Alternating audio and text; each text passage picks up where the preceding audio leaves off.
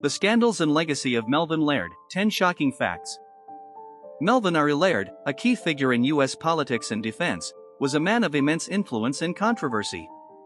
As Secretary of Defense during the Nixon administration and a seasoned congressman, Laird navigated complex waters of military policy, politics, and public opinion.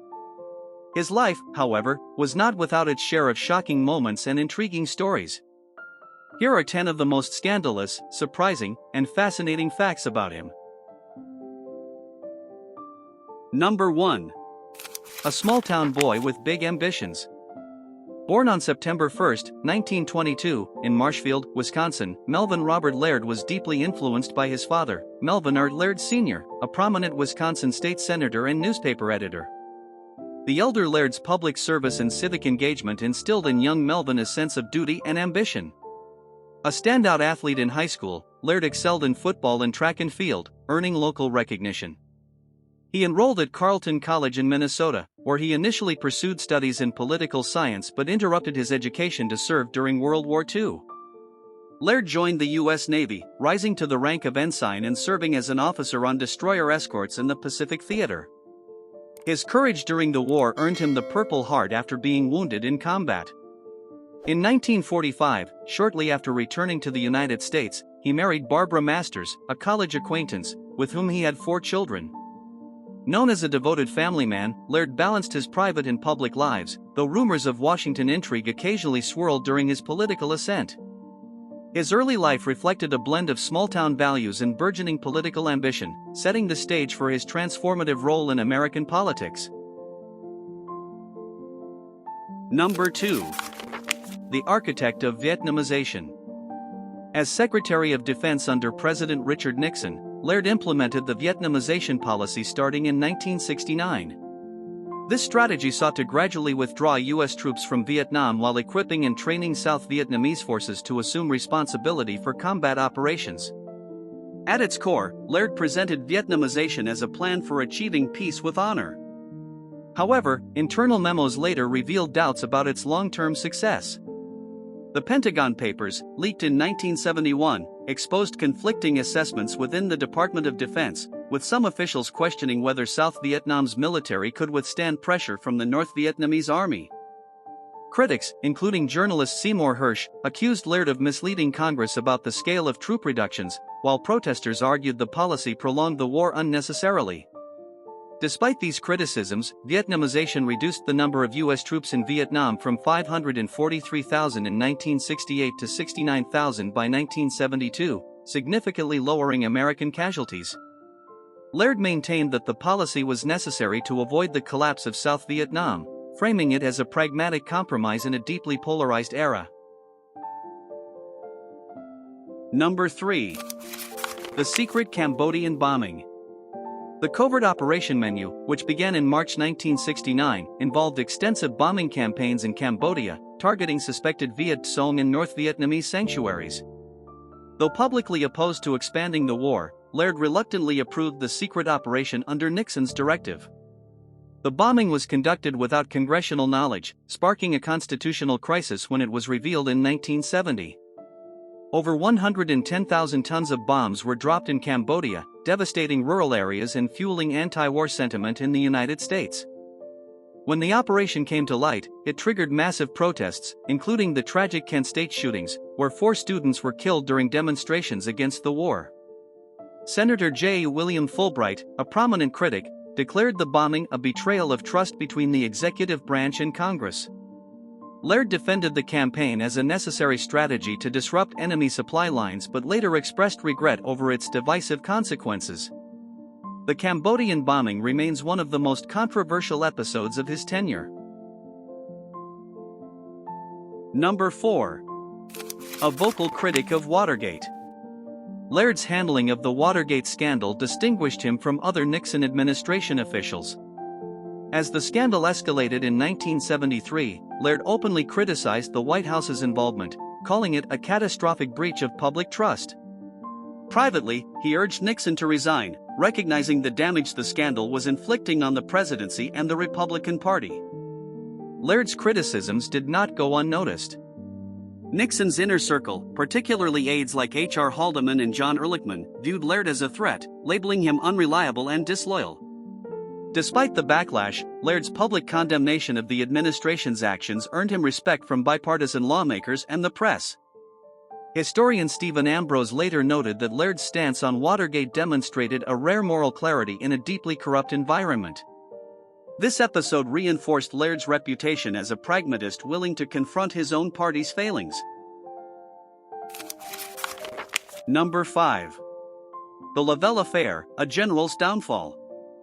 In 1972, General John D. Laird, commander of the 7th Air Force, was relieved of duty amid allegations of unauthorized bombing missions over North Vietnam and falsifying reports to conceal these actions. Secretary of Defense Melvin Laird played a pivotal role in this controversy. Initially, Laird supported restrictive rules of engagement, but he later authorized a more liberal interpretation, allowing preemptive strikes on enemy air defenses. This shift led to confusion and miscommunication within the military hierarchy. When the unauthorized bombings came to light, Laird publicly condemned Laird's actions, leading to the general's demotion and forced retirement. However, declassified documents and Nixon-era tapes later suggested that higher authorities, including President Nixon, had implicitly approved such actions, raising questions about Laird's transparency and the scapegoating of Laird. Number 6. The Nixon-Laird Rivalry. Laird's independent streak often put him at odds with Richard Nixon. Known for his forthrightness, Laird frequently challenged Nixon's decisions, especially regarding the Vietnam War. Their disputes became increasingly personal, with Nixon referring to Laird as too clever by half in private conversations, as recorded in White House tapes. One notable clash occurred in 1971 when Laird resisted Nixon's push for greater secrecy surrounding military operations. Their strained relationship reached a breaking point in 1973, when Laird resigned as Secretary of Defense. Observers speculated that his departure was a quiet protest against Nixon's conduct during Watergate. Despite their disagreements, Nixon acknowledged Laird's contributions in a 1974 interview, calling him a capable but challenging ally. Number 7. Role in ending the draft. Laird's role in ending the military draft in 1973 marked a pivotal moment in U.S. history. Under his leadership, the Selective Service System transitioned to an all-volunteer force, fulfilling a major Nixon campaign promise. The move was hailed as a progressive reform, aligning military recruitment with democratic principles.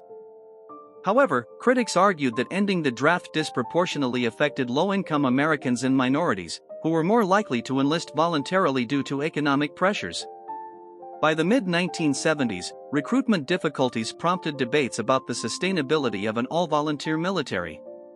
Laird defended the reform as a necessary response to public opposition to conscription, stating, "The draft had become a symbol of inequity." His efforts reshaped U.S. military policy, though the long-term consequences remain debated.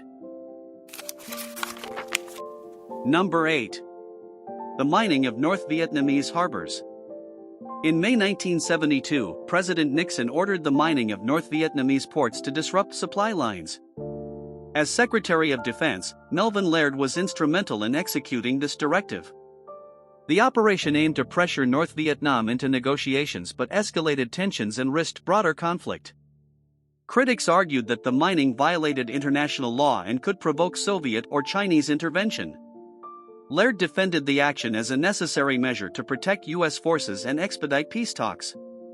The mining effectively hindered North Vietnamese logistics, contributing to their return to the negotiating table, but it also drew international condemnation and intensified anti-war protests domestically. Number 9. The Pardon Laird Campaign. In the aftermath of Watergate, rumors swirled that Laird sought a preemptive pardon from President Gerald Ford. The speculation centered on Laird's potential involvement in authorizing controversial surveillance operations during his tenure as Secretary of Defense. Laird adamantly denied these claims, calling them malicious fabrications in a 1975 interview with The Washington Post.